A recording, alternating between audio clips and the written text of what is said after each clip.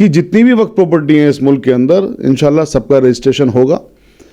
कुछ प्रॉपर्टियां उम्मीद पोर्टल पर रजिस्टर्ड होंगी। जो प्रॉपर्टियां उम्मीद पोर्टल पे किसी वजह से रजिस्टर्ड नहीं होती हैं उनके लिए वक्फ ट्रिब्यूनल में रजिस्ट्रेशन का दरवाज़ा हमेशा हमेशा के लिए खुला रहेगा। आपको वक्फ ट्रिब्यूनल में मुकदमा करने की ज़रूरत पड़े या सिविल कोर्ट में मुकदमा करने की ज़रूरत पड़े तो हम यानी कि मैं शाहिद अली और हमारी पूरी टीम फ्री ऑफ कॉस्ट ये सारे मुकदमे करेंगे। किसी खर्चे के नाम पे भी कोई पैसा नहीं लिया जाएगा। जहां पर वक्फ ट्रिब्यूनल काम नहीं करते हैं वहां पर वो पावर सिविल कोर्ट को डेलीगेट हो जाती है। तो ऐसा भी नहीं है कि साहब कहीं वक्फ ट्रिब्यूनल नहीं है तो कुछ नहीं हो सकता। कोई प्रॉपर्टी वक्फ बाय यूजर है यानी प्रैक्टिस में है तो वक्फ मानी जाएगी। उसका डॉक्यूमेंट आप कहां से लेके आएंगे? वो उम्मीद पोर्टल पर रजिस्टर्ड नहीं होगी। जो प्रॉपर्टियां वक्फ हैं वो वक्फ ही रहेंगी इंशाल्लाह। इंटेंशंस बिल लाने का सिर्फ और सिर्फ ये था सारी वक्फ प्रॉपर्टियों को हड़प करना था। वो सारी प्रॉपर्टियों को हड़प अल्हम्दुलिल्लाह नहीं कर सके क्योंकि ऑनरेबल सुप्रीम कोर्ट ने स्टेप इन किया और जो हमारे देश का संविधान है उस संविधान के अनुरूप उन्होंने उसका निस्तारण किया।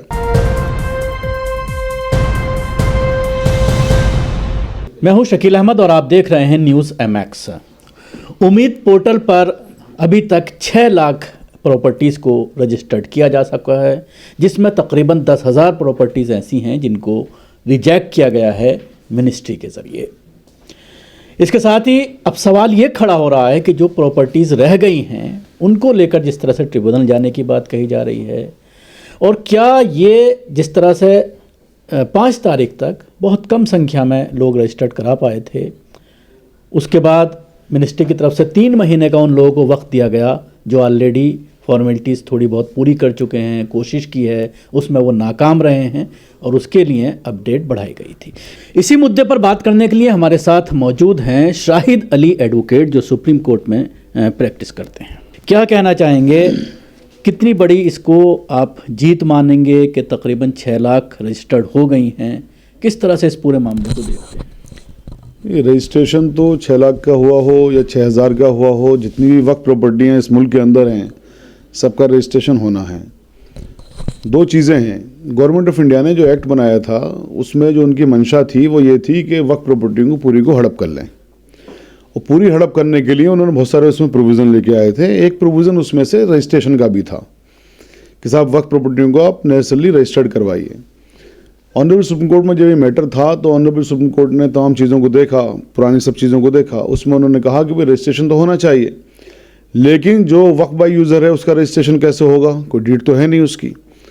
तो उसके लिए ऑनरेबल सुप्रीम कोर्ट ने एक प्रावधान किया जो हमारे उलेमा या हमारे बड़े लोग उन चीज़ों को नहीं बता रहे हैं। क्यों नहीं बता रहे हैं? उनकी क्या उसमें ज़ाती अपनी मंशाएँ हैं या राजनीतियाँ हैं वो एक अलग बात है, लेकिन मैं सच बोलने का आदी हूँ। मैं आपको सच बता रहा हूँ, तमाम लोगों को, मैं पूरे मुल्क के लोगों को ये बात बताना चाहता हूँ आपके माध्यम से कि जितनी भी वक्फ प्रॉपर्टी हैं इस मुल्क के अंदर इंशाल्लाह सबका रजिस्ट्रेशन होगा। कुछ प्रॉपर्टियां उम्मीद पोर्टल पर रजिस्टर्ड होंगी। उम्मीद पोर्टल पर जो उन्होंने गाइडलाइंस दी हैं वो गाइडलाइंस ऐसी हैं कि उसमें से तकरीबन 70% प्रॉपर्टियों का रजिस्ट्रेशन हो ही नहीं सकता, वो कोई फुलफिल नहीं कर सकता। अब टाइटल डील कहाँ से लेके आएंगे? 100 साल से 500 साल से कब्रिस्तान या मस्जिद या खानका या दरगाह एग्जिस्टेंस में है या वक्फ प्रॉपर्टी एग्जिस्टेंस में है। Once a waqf always a waqf, honourable Supreme Court का ऑर्डर है, जजमेंट है उस पर। और once a waqf always a waqf means what कि आपको कोई डॉक्यूमेंट की ज़रूरत नहीं है। कोई अगर कोई प्रॉपर्टी वक्फ बाय यूज़र है यानी प्रैक्टिस में है तो वक्फ मानी जाएगी। उसका डॉक्यूमेंट आप कहाँ से लेके आएंगे? वो उम्मीद पोर्टल पर रजिस्टर्ड नहीं होगी। इसीलिए ऑनरेबल सुप्रीम कोर्ट ने एक इसमें प्रावधान किया था जो बहुत प्यारा प्रावधान था। अब सोचिए जो CJI साहब के ऊपर जो जूता मारा गया था वो उसी वजह से मारा गया था।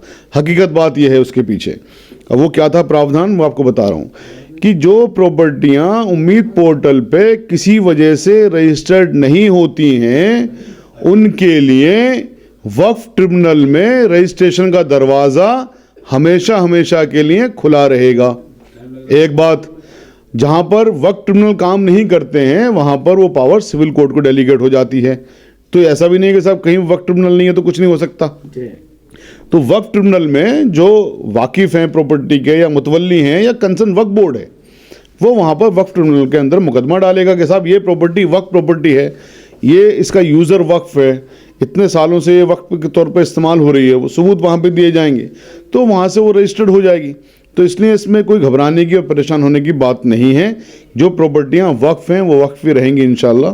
और आपके माध्यम से एक बात और कहना चाहते हैं शकील भाई कि जितने भी वाकिफ़ हैं, दिल्ली के लिए, दिल्ली के बाहर भी हमारी सब जगह पे टीमें हैं, जितने भी वाकिफ़ हैं या जो मुतवल्ली हैं या जो कंसर्न वक्फ बोर्ड हैं, हालांकि वक्फ बोर्ड वाले हम लोगों को पसंद नहीं करते क्योंकि वक्फ बोर्ड के ओहदेदारान ज़्यादातर क्या होता है, प्रॉपर्टी खुद बुर्द करने में लग जाती हैं और उन प्रॉपर्टियों को हम बचाते हैं तो हमारे साथ 36 का उनका आंकड़ा रहता है कि साहब किसी तरह से इनको ये चीज़ें ना पता लगनी चाहिए। लेकिन मैं आपके माध्यम से कहना चाहता हूँ कि जो भी प्रॉपर्टी आपकी रजिस्टर्ड नहीं हो पाती है किसी वजह से उम्मीद पोर्टल पर, उसके बाद में आपको वक्फ ट्रिब्यूनल में मुकदमा करने की ज़रूरत पड़े या सिविल कोर्ट में मुकदमा करने की ज़रूरत पड़े, तो हम यानी कि मैं शाहिद अली और हमारी पूरी टीम फ्री ऑफ कॉस्ट ये सारे मुकदमे करेंगे।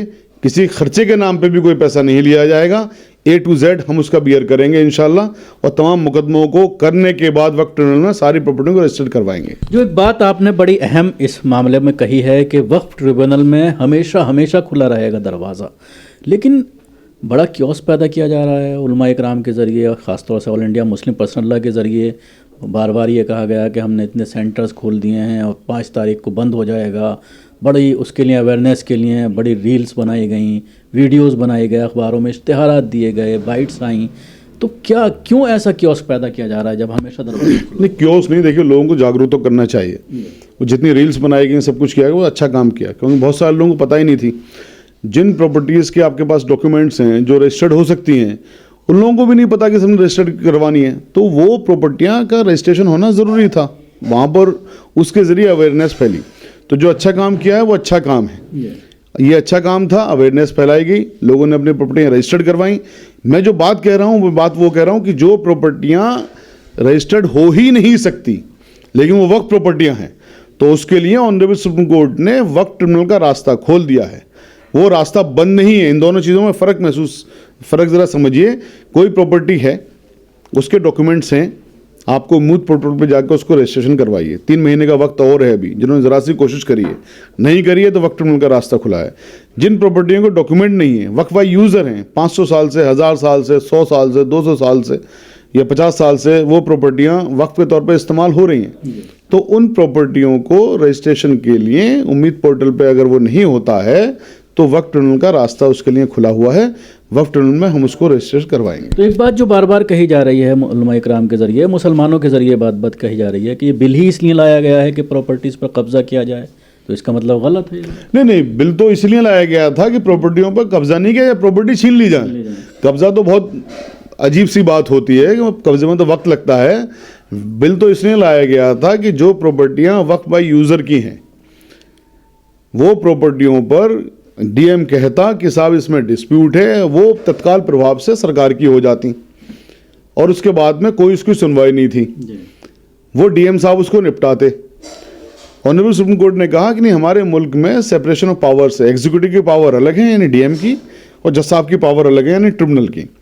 तो जो एग्जीक्यूटिव है वो जुडिशरी की पावर को एक्वायर नहीं कर सकते, उसमें वो स्टेप इन नहीं कर सकते, ठीक है। तो ये जो चीज़ है यहाँ पर इंटेंशंस बिल लाने का सिर्फ और सिर्फ ये था, सारी वक्फ प्रॉपर्टियों को हड़प करना था।